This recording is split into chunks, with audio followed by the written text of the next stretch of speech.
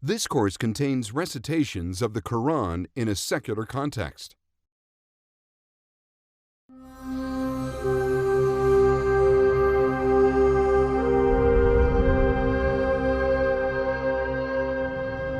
As we heard at the end of the last lecture, the Quran's opening line begins with a phrase repeated over 100 times throughout the text. Bismillah ar-Rahman ar-Rahim. The typical translation of this is, in the name of God, the Lord of mercy, the giver of mercy. Although variations might follow a formulation like, in the name of God, the merciful, the compassionate. As they sound, the two terms conveying mercy and compassion, Rahman and Rahim, are etymologically related. Translating these terms entails conveying subtle but important differences. After all, these are our introduction to God's character. We might think of Rahman as the mercy dispensed by a king or a ruler, whereas Rahim is the mercy or compassion of a parent toward a child. Thus, in this opening line, God's character starts to be revealed as one who is both above us in power, while simultaneously as close to us as a loved one. But who or what is this compassionate and merciful God? Would Muhammad's audience in 610 of the Common Era, his fellow Meccans initially and then others in the surrounding areas, have been familiar with God and God's character? Or was this a totally new idea and concept? Additionally, was the God spoken of in the revelation to Muhammad the same as or different from other conceptions of God known during the era, be it Jewish, Christian, Zoroastrian, or other? We'll get into what the text says about God much more in a later lecture. But to start answering these questions, we must spend some time outlining the religious milieu of Mecca, as well as the customs and traditions of surrounding communities and empires. Muhammad's message did not erupt into a vacuum, but instead joined an already fervent conversation with a variety of pre-existing religious, cultural, and political ideas. Indeed, to understand the Quran, it's necessary to understand the customs and practices into which it was originally introduced.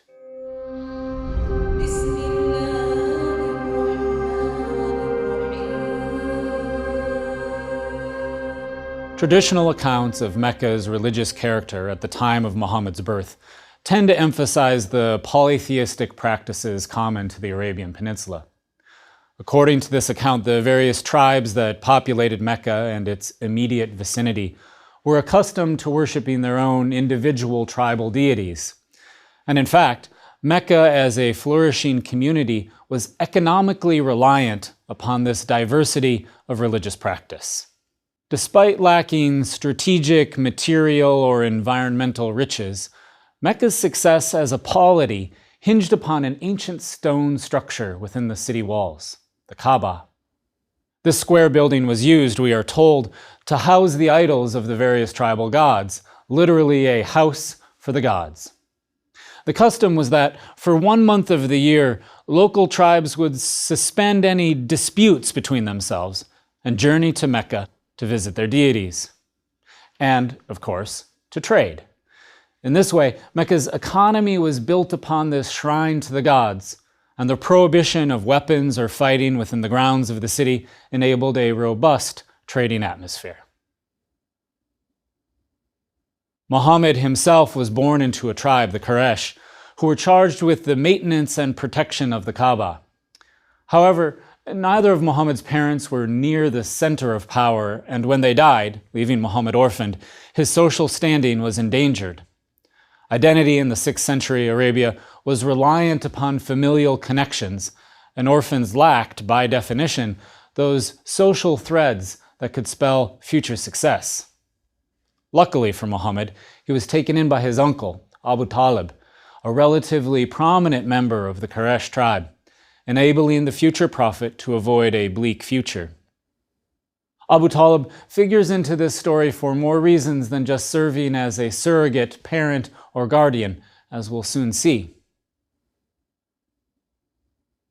But keeping our focus on the traditions of Mecca, the so-called polytheism of southwestern Arabia was a complicated affair, and our knowledge of it is somewhat opaque. It is believed that the local deity to whom the Kaaba was dedicated was called Hubal, but other figures that were honored or housed in the shrine might have included the goddesses Alat, Al-Uzza, and Manat. Some accounts suggest that during Muhammad's time, some 360 different deities were kept within the Kaaba, perhaps corresponding to the days of the year. Interestingly, it's also suggested that Isa and Maryam, who perhaps you know as Jesus and Mary, were also represented here, along with another name, Allah. We should take a moment to discuss Allah, both the word and the figure. As I previously discussed, Allah is nothing more than the Arabic term for the God. Broken down, Allah is better understood as Allah, where al is the definite article, the, and la is the generic term God. In this sense, Allah is not the proper name of some particular deity, but is instead a descriptor. Allah is linguistically related to similar words in other Semitic languages, as we might see in the Hebrew cognate Elohim and Allah in Aramaic, both of which mean simply the God. As a figure, there is scarce but intriguing information about Allah's character prior to the Quranic revelation. Some evidence implies that Allah was thought to be a creator deity or sky god. Muhammad's father was named Abdullah, meaning servant of God, but how exactly Allah was understood in pre-Islamic times is largely unknowable. Nevertheless, it's apparent that a variety of deities were worshipped at the Kaaba, and some of these deities are figures still known and worshipped today. A few of these, most notably the goddesses, are specifically addressed in the Quran. Surah 53, verses 19 to 23, reads in part, "Consider Alat and Al-Uzza, and the third, other one, Manat. Are you to have the male and he the female? That would be a most unjust distribution. These are nothing but names you have invented yourselves, you and your forefathers. God has sent no authority for them." This verse is somewhat enigmatic, but the assertion that some gods are nothing but invented names without authority becomes a trope throughout the text, rejecting idols of all sorts. We'll soon address the Quranic attitude towards idolatry in greater detail, but this reference illustrates the polytheistic practices believed to be customary in Mecca at the time of Muhammad's birth.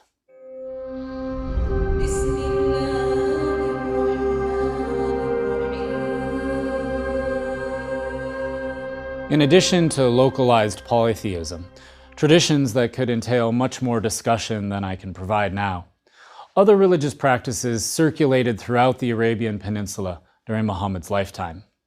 Perhaps the most immediately prevalent was Judaism.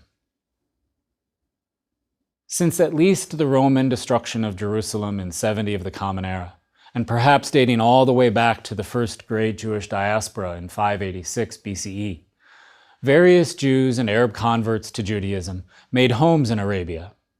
Often identified as distinct tribes, these groups likely exerted a noticeable, if modest, influence on Arabian religious life. Because these tribes were widely dispersed across the peninsula, it's also likely that most Arabs were familiar with Judaism as a distinct practice. The presence of Jews in Jewish literature will play a significant role in our evolving story of the Quran, but the initial and most significant impact is fairly simple: familiarity. Many first-time readers of the Quran are surprised to find the Quran is replete with characters from the Hebrew Bible. Adam, Noah, Abraham, Joseph, Moses, David, and Solomon, to name a few, all play significant roles in the text, and their presence answers a question about the original audience of Muhammad's recitation. That is, had the inhabitants of Mecca been familiar with only the tribal gods I mentioned earlier, the recurring Quranic rejoinder to remember Moses or remember Abraham would have been baffling. But because the text treats these characters so familiarly, we can also assume that Jewish stories were already a prevalent part of the Meccan oral tradition.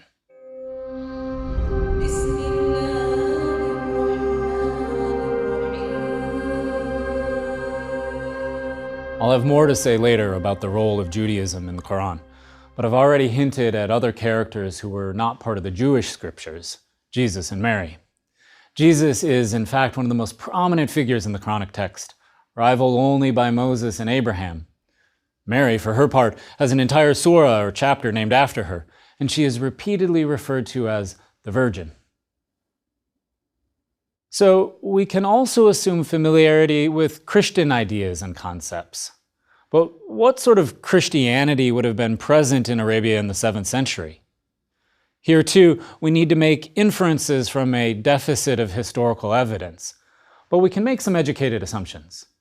Christianity at the time of Muhammad's birth was anything but a settled affair. In fact, the ecumenical councils that debated Orthodox Christian belief and practice were still ongoing, and the decisions from these councils were still reverberating through and contested by the growing movement. Byzantine Christianity, from which we get Catholicism and the Orthodox traditions, was the most significant expression of Christian doctrine, but by no means was it the only. Many additional Christian communities clung to their now heterodox beliefs about the nature of God and Jesus. It was especially these outsider groups that might have made their way to Arabia, effectively outside the control of the Byzantine Empire. In particular, disputes about Jesus' divinity were still raging, as were questions about the status of Mary. Was Jesus God and man combined? Was Jesus just a prophet? Was Mary holy in some particular manner? These debates within the broader Christian community matter for our understanding of the Quran because they lend some insight into what sorts of Christian ideas might have been familiar to Muhammad's audience.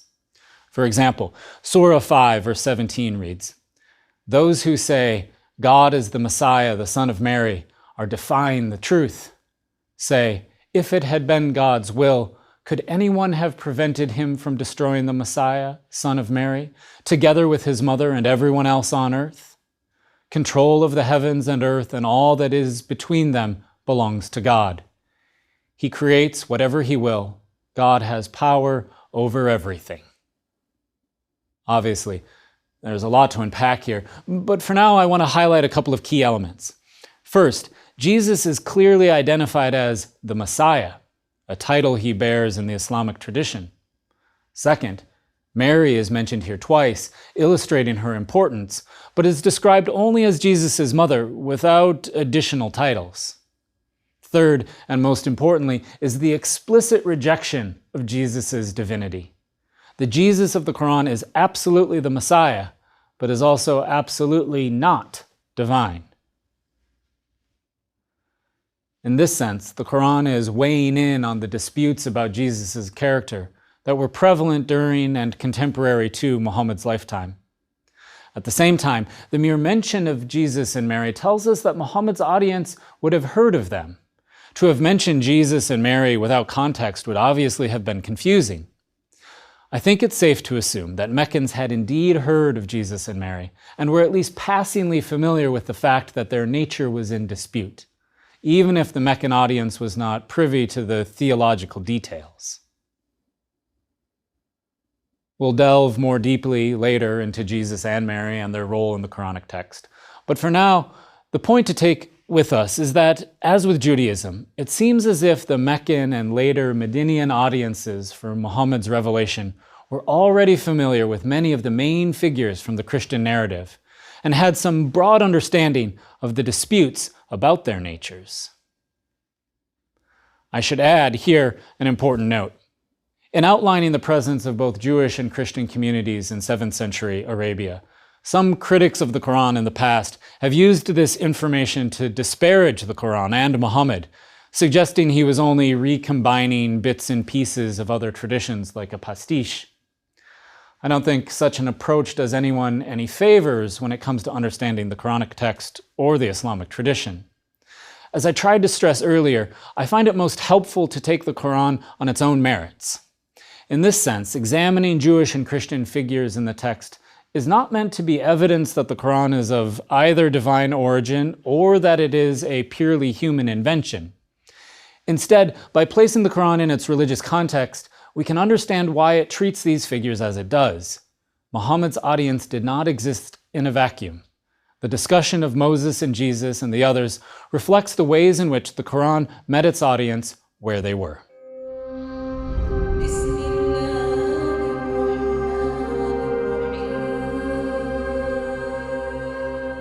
There is one other religious tradition that deserves our attention before moving on. In addition to the Byzantine Empire, the other great geopolitical force that bordered Arabia was the Persian, more properly the Sassanid Empire. The dominant religious tradition of the Sassanids was what we today call Zoroastrianism, although at the time might more accurately be thought of as Mazdaism, the worship of Ahura Mazda as the supreme wise Lord, as prescribed by the prophet Zoroaster. There is less evidence for the influence of Mazdaism in the Quran, save for one verse. Surah 22:17 says, "As for the believers, those who follow the Jewish faith, the Sabians, the Christians, the Magians, and the idolaters, God will judge between them on the day of resurrection. God witnesses all things." The reference to the Persian tradition is the Magians, from the word magi. As with the three magi in the Gospel of Matthew who visit the infant Jesus, magi were the high priests of the Persian tradition. The verse itself raises a number of questions, though it leaves open the suggestion that in any dispute between the variety of belief traditions, God will sort them all out in the end. There are a few more oblique references to fire worshippers, which might also be a reference to the role the sacred flame plays in the worship of Ahura Mazda. The other unfamiliar name here, the Sabians, is even more unclear. It likely refers to a group of Gnostic monotheists that were sparsely spread throughout Arabia and the Near East. They are perhaps related to the Mandeans. Little is known about either tradition or practice, however. The takeaway, again, is that the Quran is aware of a variety of competing religious claims. The passage just cited suggests that one needn't be overly concerned about these disputes, as ultimately God will decide. Although the further implication, naturally, is that one would be safest accepting the Quranic message. The references to these traditions, I think, illustrates a kind of situational awareness on the part of the Quran. Introduced into a complicated, multi-religious context, the Quran addresses this diversity head-on.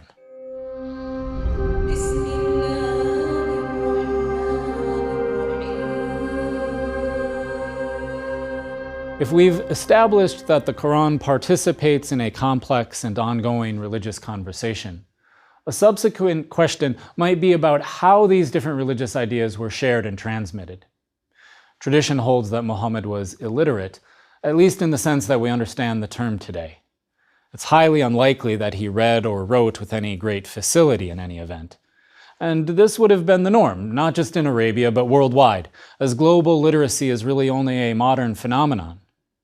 Instead, as with most people in the 6th and 7th centuries, Muhammad and his fellow Arabs would have struggled with reading and writing, but would have excelled at the literary art of storytelling.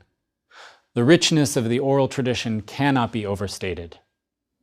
The most popular form of entertainment at the time would have been recitations of poetry and heroic epics, usually public affairs that would gather large audiences. The audience, in turn, would have been adept at remembering these verses and tales, and would likely have passed them along to friends and family. It was by word of mouth that news was spread, that stories were told, and that religious ideas were promulgated. Indeed, it is in pre-Islamic poetry that we have our best surviving examples of literature prior to the Quran, and it gives evidence of social mores and customs, as well as insights into the grammar and vocabulary of classical Arabic. As scholar Michael Sells argues, Muhammad recited to an audience that had developed one of the most finely honed and scrutinizing tastes in the history of expressive speech.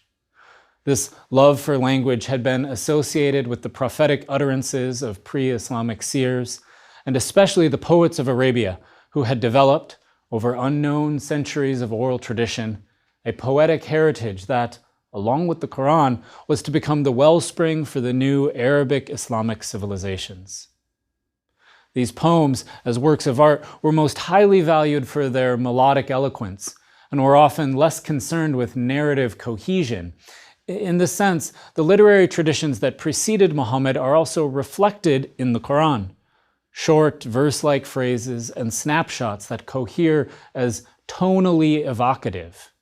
And, like other oral traditions, repetition and rhyme serve as mnemonic devices for the reciters and mental signposts for the audience.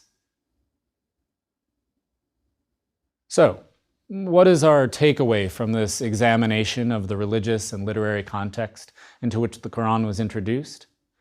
First, I think it's important to recognize that the Quran anticipates its audience.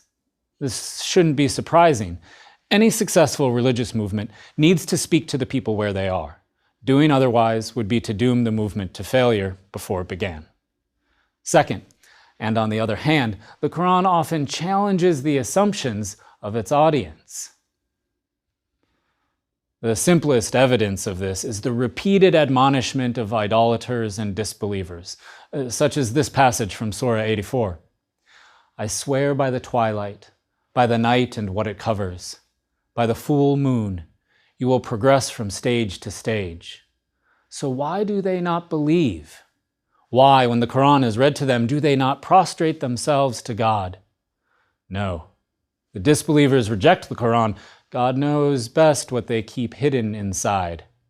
So give them news of a painful torment. But those who believe and do good deeds will have a never-ending reward. Remember, the foundation to Mecca's economy was the worship of tribal idols in the Kaaba.